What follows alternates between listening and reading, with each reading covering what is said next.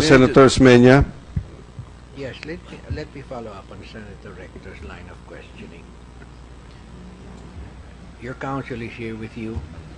Can you hear me? Yeah, okay. Better. Yes, Your Honor. You are familiar with the law.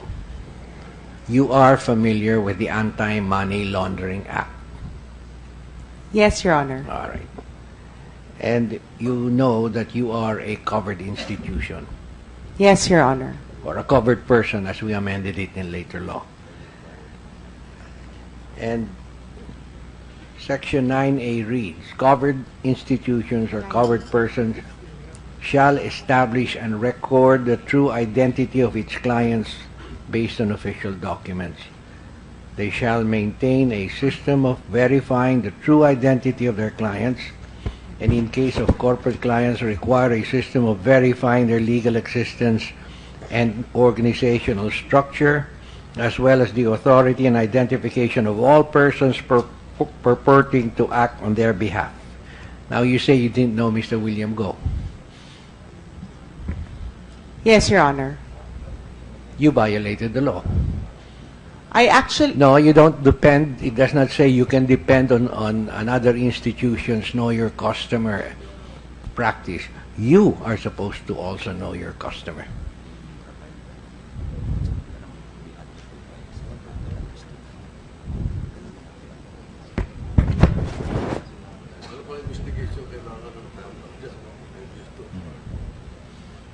Ano na?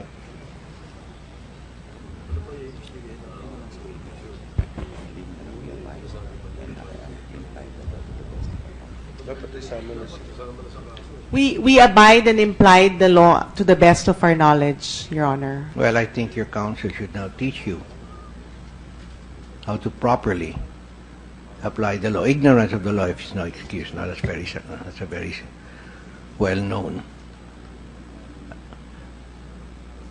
So here we have a situation wherein a company called Century Tex transacted $81 million of stolen money, and it was transacted through RCBC, through you, without you knowing who owns the account.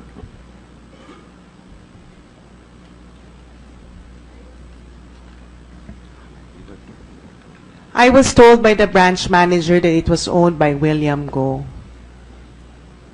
So if I told you, if I said you $10 million and say it was owned by John D. Rockefeller, you'll believe me.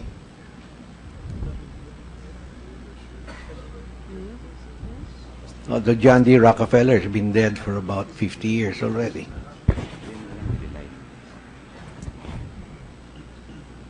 So you have not followed the law. We relied on the AMLC Rule 9A11. And what is the AMC Rule 9811? Because the law is the law, and I don't know what rule AMLC can come up with. Third-party reliance. Subject to the rules promulgated for the purpose by the supervising authorities, where a third party has already conducted the requisite face-to-face contact and the identification requirements on its own customers in accordance with these rules and its own money laundering and terrorist financing prevention program. A covered institution may rely on the representation of the third party that it has already undertaken said face-to-face contact and customer identification requirements. Ms. Bakay Abad, would you like to respond to that? Yes, Your Honor.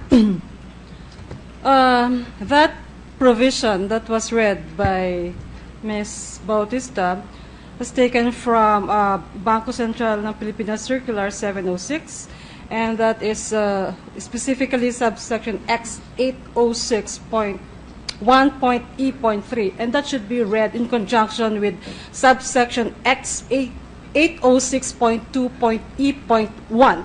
If I may read the entire provision, Your Honor. You have just confused us with all those numbers. Yeah. This is a BSP circular, Your Honor. Allow me to read the entire provision, Your Honor. Subsection X 806.1.E.3, third-party reliance.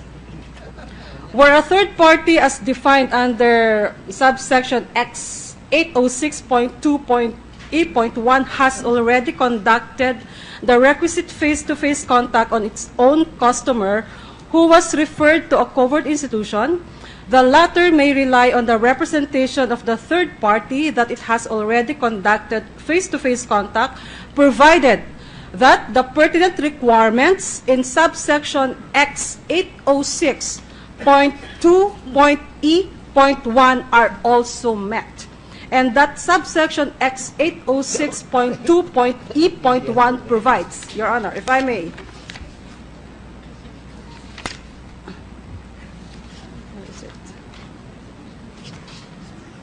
After you're through with that, you can translate that into English.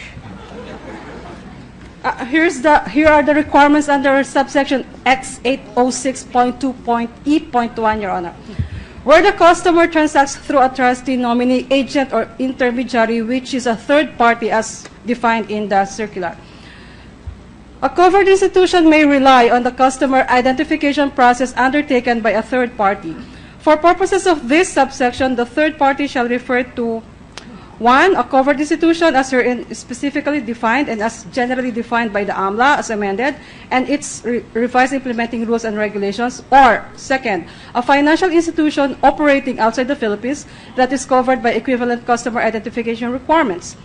A BSP accredited custodian may likewise rely in accordance with these rules on the face-to-face contact and gathering of minimum information to establish the existence and full identity of the customer conducted by the seller or issuer of securities or by the global custodian, provided the latter has an equivalent customer identification requirements. At any rate, Your Honor, even if a covered institution is allowed to rely on a third party, as far as customer identification process is concerned, the ultimate responsibility of knowing its customer still lies on the covered institution relying on a third party. So in this case, Your Honor, just to make it simple, even if Phil-rem relied on the KYC process that was conducted by RCBC, Phil-rem still has an obligation, an ultimate responsibility to know its customer. That clear? Yes, Your Honor. Thank you very much for enlightening us. We are sorry that we were not able to do exactly what was. No, because here you can see what happened, Miss Abad, no? That was a weak link. If you're going to have reliance on a third party and that third party is already the one in question, then parang domino effect na yan.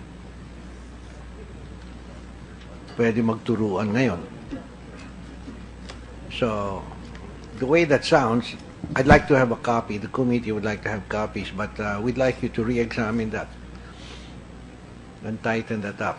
That's a weak link. Yes, Your Honor. Again, as I mentioned, this circular was issued by the Bangko Sentral ng Pilipinas, Your Honor. So that's a Bangko Sentral circular. Is that an AMLA circular? Yes, Governor. Yes, Mr. Chairman, there is an implementing circular, that's circular 706. Subsequently, This is a BSP circular. Yes, Mr. Chairman. But the BSP is entitled and allowed or directed to issue the implementing rules and regulations for the Anti-Money Laundering Act. For its supervised institutions, Mr. Chairman. But however, may I add that Are money remitters or money changers supervised institutions to the BSP? they are registered with the BSP, Mr. Chairman. Are they supervised institutions? Not in the sense of banks, Mr. Chairman. They basically register with Who the supervises remittance companies, actually? No one? Right now, Mr. Chairman, the only requisite is that they register with the BSP for purposes of AML compliance. Well, as you can see, they don't comply anyway. It's now clear, Mr. Chairman, that may I add that for the third-party reliance, based on the BSP regulations, there are certain requisites for third-party reliance to hold. First of all, in this instance, Phil-rem can rely provided that it has secured a sworn certification containing certain elements. The certification should state that in this case, the bank has conducted the required KYC and face-to-face on the customer, Mr. Chairman. That also the certification should say that RCBC, in this case, has in its custody all the minimum information of the customer, and that the remittance company here, Phil-rem, has the ability to obtain identification documents from RCBC without delay. This would be the requisites in this particular situation for third-party reliance to hold, Mr. Chairman. Now, in this particular case, let's say, for example, that just for the sake of argument, that Mr. Guito were a rogue official of RCBC, and the whole thing collapses like a house of cards because you're depending on one officer who can lie to her superiors and who can lie to whoever she does a transaction with.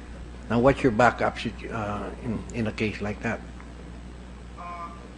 So, Mr. Chairman, for the third-party reliance, so they may rely based on those requisites, but as pointed out earlier by the Amlac Executive Director, the ultimate responsibility for customer due diligence lies with the remittance agent. So you can sue now Phil-rem for violating the law? Based on what we've heard today, Mr. Chairman, there may be basis to cite them for violating regulations. Mr. Chairman. Thank you, Mr. Chairman. Violated the law. I actually... No, you don't depend. It does not say you can depend on another institution's know your customer practice. You are supposed to also know your customer.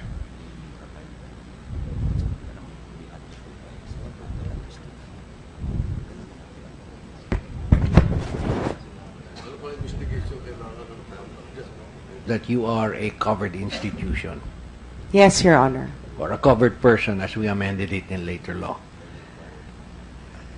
And Section 9A reads, covered institutions or covered persons shall establish and record the true identity of its clients based on official documents. They shall maintain a system of verifying the true identity of their clients, and in case of corporate clients, require a system of verifying their legal existence and organizational structure, as well as the authority and identification of all persons purporting to act on their behalf. Now, you say you didn't know Mr. William Go. Yes, Your Honor. You by Senator Osmena. Yes, let me follow up on Senator Rector's line of questioning. Your counsel is here with you. Can you hear me? Yeah, okay. Better. Yes, Your Honor. You are familiar with the law.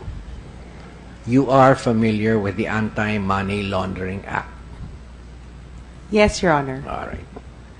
And you know No.